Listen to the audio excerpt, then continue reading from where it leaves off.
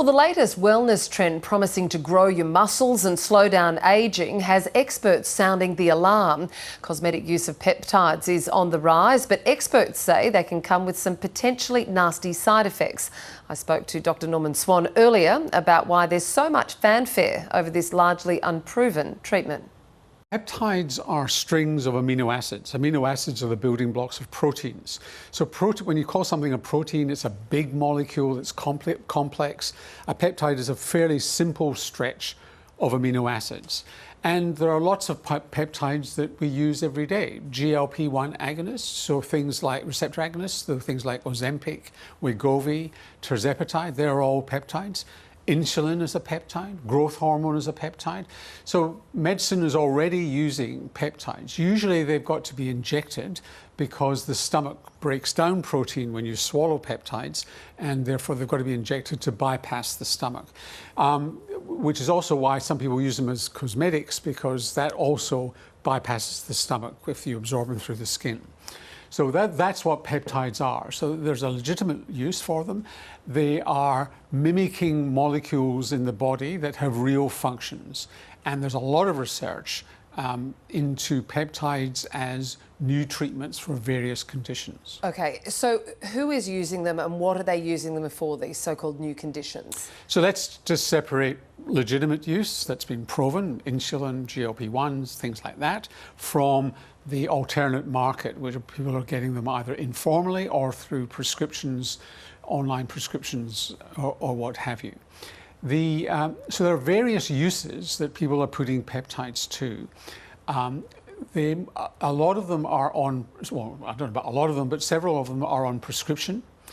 And that makes people think that they've been approved by the Therapeutic Goods Administration. Well, they haven't. The ones I just talked about have, because they're on prescription legitimately.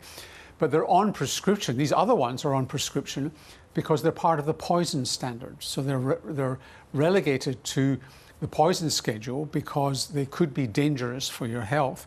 And therefore, a physician has got to determine that there's a good and legitimate reason for you to have these peptides. And there are lots of different peptides around. People aren't just getting them by a prescription.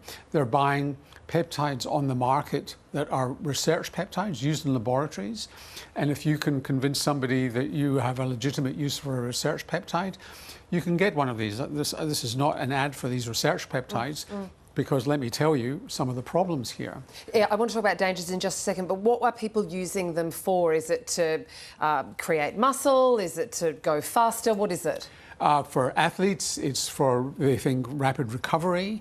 It's for muscle building. It's for cosmetics, where people believe it's good for the skin and it reduces inflammation in the skin, for wound healing and other properties like that. Okay. So somebody in a laboratory has found that in the test tube or in a rat, it has this function, but it's not been shown in humans. Okay, and what are some of the dangers? Danger number one, you have no idea what you're buying. So when you buy any medicinal product online, you do not know what you're getting. So you could be getting heavy metals, you could be getting something else altogether, and so that's a significant danger. Now these peptides, if you're getting the real peptide, they actually have real functions in the body. If something is powerful enough to cause benefit, it's powerful enough to cause side effects. There's no such thing as a substance that gives you benefit without the risk of side effects.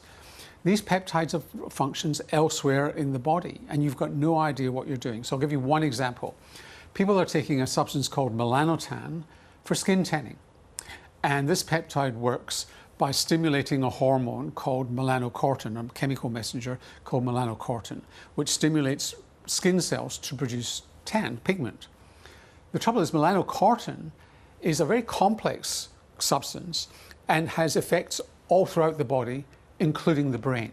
So when you take this substance, you're not just stimulating your skin, you're having effects elsewhere. And there's a report in the British Medical Journal of a man who took melanotan and ended up with a permanent erection, a priapism, which is because melanotan works on the brain and it stimulated the circuit that is involved in a man having an erection. And let me tell you that the treatment for for priapism, this condition can leave you with permanent erectile dysfunction. So that's a pretty drastic, probably quite rare complication, but they're all like that. You don't know what you're taking, and the risks are high. So final word to someone thinking about taking them that aren't on the PBS, take them or don't take them? Don't take them. Don't go anywhere near them. Norman Swan, thank you. Welcome.